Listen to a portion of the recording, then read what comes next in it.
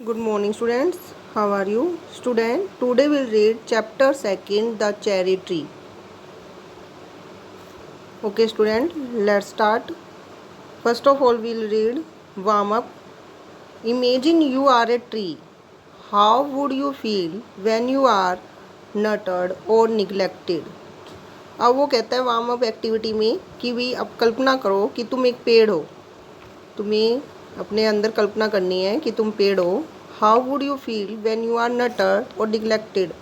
तुम कैसा महसूस करते हो जब तुम्हारी कोई टेक केयर करता है या फिर तुम्हें निग्लेक्ट करता है, इग्नोर करता है. नर्टर्ड मतलब टेक केयर करना और निग्लेक्टेड इग्नोर करना.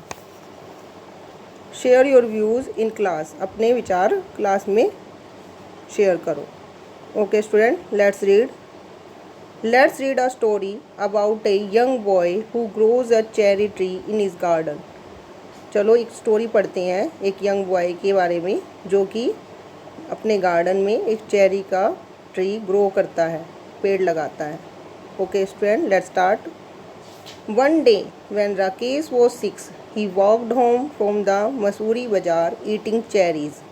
एक दिन जब राकेश 6 years का था, he walked home from the Mussoorie बाज़ार, वह घर की तरफ जा रहा था मसूरी बाज़ार में से होकर निकलकर eating cherries और cherries खाता हुआ.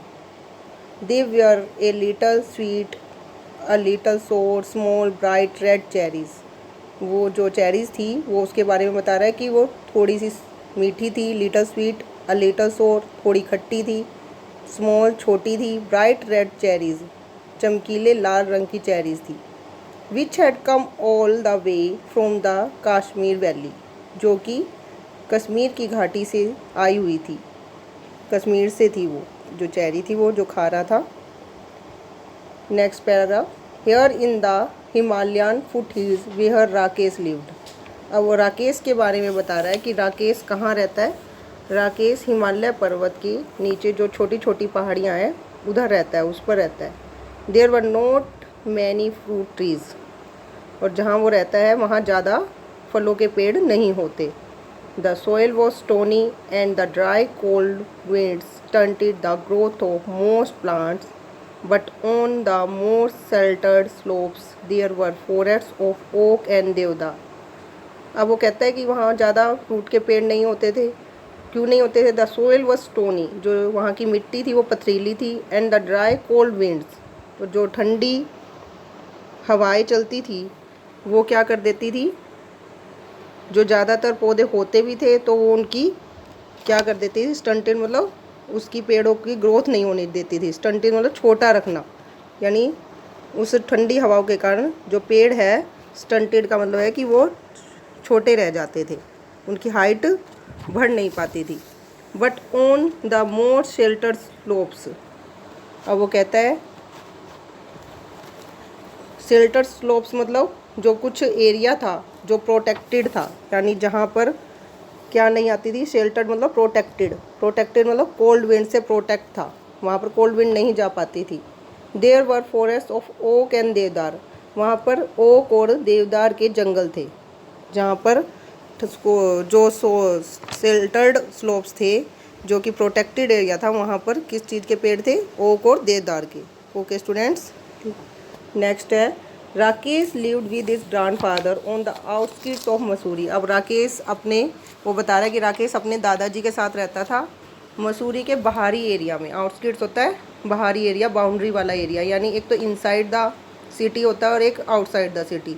तो वो मसूरी के आउटसाइड एरिया में रहता था. Just where the forest began, जहाँ पर जंगल स्टार्ट होते थे. Grandfather was a retired forest ranger. He had a little cottage outside the town. Grandfather एक रिटायर्ड फॉरेस्ट रेंजर थे. रेंजर कीपर को कहा जाता है बेटा, जो कि जंगलों की देखभाल करते हैं, तो वो रिटायर्ड फॉरेस्ट रेंजर थे.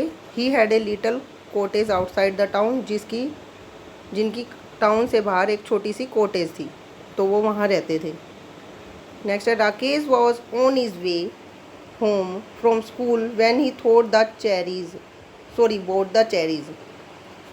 राकेश स्कूल से जब घर आ रहा था, जो हम पहले स्टार्टिंग हुआ था, हमारी ओपनिंग हुई थी स्टोरी की, तो वो स्कूल से घर की तरफ आ रहा था मसूरी बाज़ार में से, तो वो चेरी खाता हुआ आ रहा था। अब वहीं से फिर स्टोरी वो कर रहा है कि जो राकेश स्कूल से घर की तरफ आते हुए जो चेरी खा रहा था, वो कहाँ से, ही बोट द चेरीज, उसने वो चेरी खरीदी थी।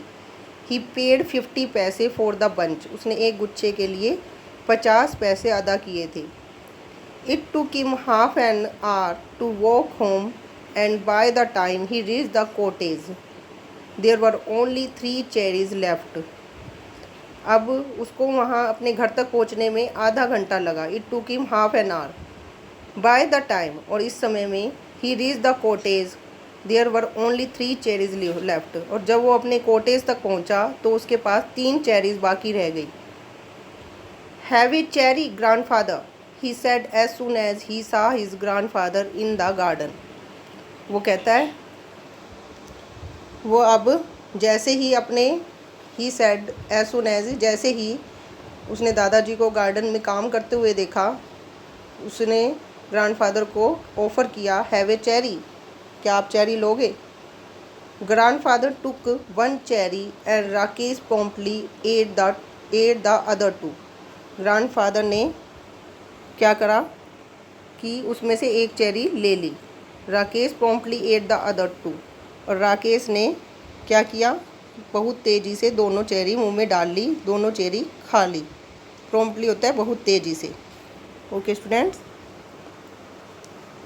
ही kept the last seed in his mouth for some time. अब उसने दोनों चेरी मुंह में डाल ली थी। अब उसका जो लास्ट सीड बच गया था चेरी का, वो कुछ समय के लिए उसने अपने मुंह में रखा। Rolling it round and round in his tongue until all the Tang had gone. अब वो उस जो सीड है उसको क्या करता रहा, रोल रोल, जैसे आप टॉफ़ी चूसते हो, टॉफ़ी की तरह वो अपनी टंग से उसे रोल रोल करता रहा अपने मुंह में, जब तक कि उसका जो लास्ट टेस्ट है, उसका स्ट्रॉन्ग टेस्ट है, जैसे टॉफ़ी का जब तक टेस्ट आता रहता है तो आप चूसते रहते हो, तो टैंग का मतलब एक स्ट्रॉन्ग टेस्ट, जब तक उसका वो स्ट्रॉन्ग टेस्ट है, टैंग का मतलब स्ट्रॉन्ग टेस्ट, जब तक वो आता रहा, जब तक वो चूसता रहा। आर चेरी सीड्स लकी आक्स सॉरी, तो वो चूसता रहा। Then he place the seed on the palm of his hand and studied it. फिर उसने उस बीज को, जो सीड है जो चूस रहा था, वो मुंह में वो निकाल कर अपनी हथेली पर रख दिया। पाम यानी हथेली, हथेली पर रखा और स्टडीड इट। पाम यानी हथेली और स्टडीड इट, उसे ऑब्जर्व किया, उस बीज को ऑब्जर्व करने लगा। आर चेरी सीड्स लकी आक्स राकेश। राकेश ने पूछा ग्रैंडफादर से कि क्या चेरी सीड लकी होते हैं, जैसे आप कोई विद्या रखते हो या कोई भी चीज़ रख लेते हो, कहते हैं ना भी ये लक, इससे लक होता है, तो वो पूछ रहा है क्या चेरी सीड भी लकी होते हैं? Of course. अब ग्रैंडफादर कह रहा है वास्तव में, क्यों नहीं। Then I will keep it. अब राकेश कह रहा है तो मैं इसको रख लेता हूँ, रखूँगा। Nothing is lucky if you put it away, if you want luck you must put it to some use. अब ग्रैंडफादर इससे आंसर दे रहे हैं कि nothing is lucky if you put it away, कोई भी चीज़ लकी नहीं होती यदि तुम उसे अपने पास ऐसे ही रख लो। इफ़ यू वांट लक, यदि तुम उसका भाग्य चाहते हो, you must put it to some use, उसे कुछ यूज़ में लगा दो, तभी उसका लक मिलेगा, ऐसे लक नहीं मिलेगा। Okay student, now we are moving on next page. What can I do with the seed. अब वो कह रहा है कि ना भाई यूज़ में लगा लो, ग्रैंडफादर ने उसे कहा कि भी यूज़ में लगा लो तब लक मिलेगा। तो अब वो पूछता है कि मैं फिर इस सीड का क्या कर सकता हूँ। Plant it. अब ग्रैंडफादर ने आंसर दिया इसे प्लांट कर दो। So Rakesh found a small spade and began to dig up a flower bed. अब राकेश क्या करता है, राकेश ने एक गार्डन में से छोटी सी खुरपी ली, स्पेड यानी खुरपी जिससे हम ज़मीन को खोदते हैं, तो वो खुरपी सी लेके छोटी सी, और वो क्या करने लगा, began to dig up a flower bed. और वो एक जो फ्लावर बेड है, फूलों की क्यारियाँ बनी होती है ना जिसमें उगाते हैं, तो फ्लावर बेड होता है फूलों की क्यारियाँ क्यारी को खोदने लगा वहाँ से उसको प्लांट करने के लिए। हे नोट देयर सेड ग्रैंडफादर। अब वो ग्रैंडफादर उसे कहते हैं राकेश को, नोट देयर यहाँ मत, यहाँ नहीं करो। I have sown mustard in that bed. मैं इस क्यारी में पहले से ही सरसों के बीज बो चुका हूँ। मस्टर्ड सरसों के बीज। Plant it in that shady corner where it would not be disturbed.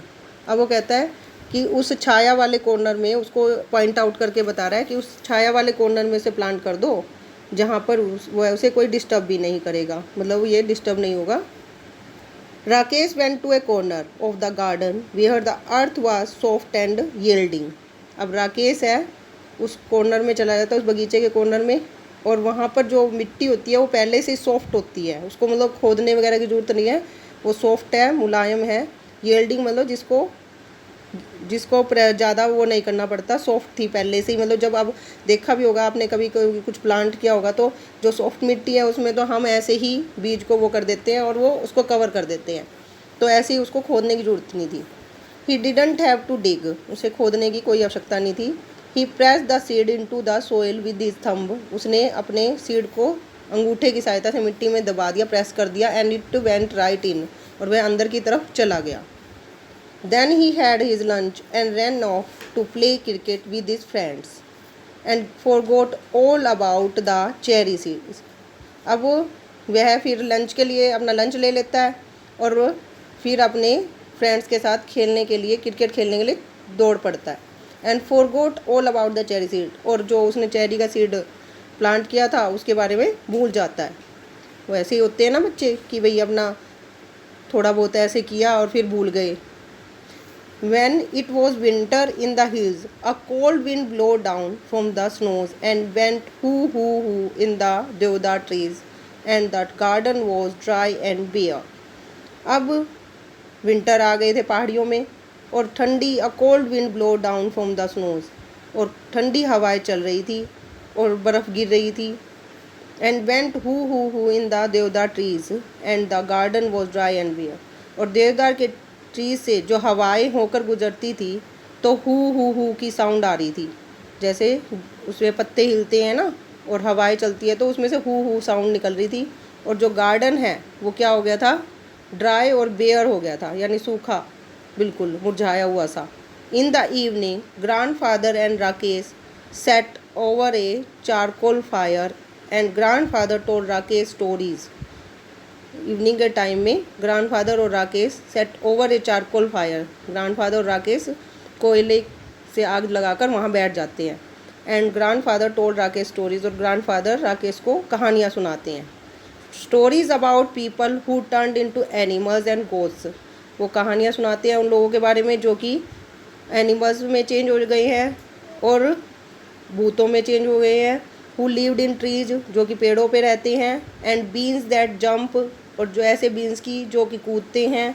And stone that wept, और उन पत्थरों की जो कि रोते हैं। मतलब इस तरह से वो कहानियाँ सुनाते हैं, काल्पनिक कहानियाँ।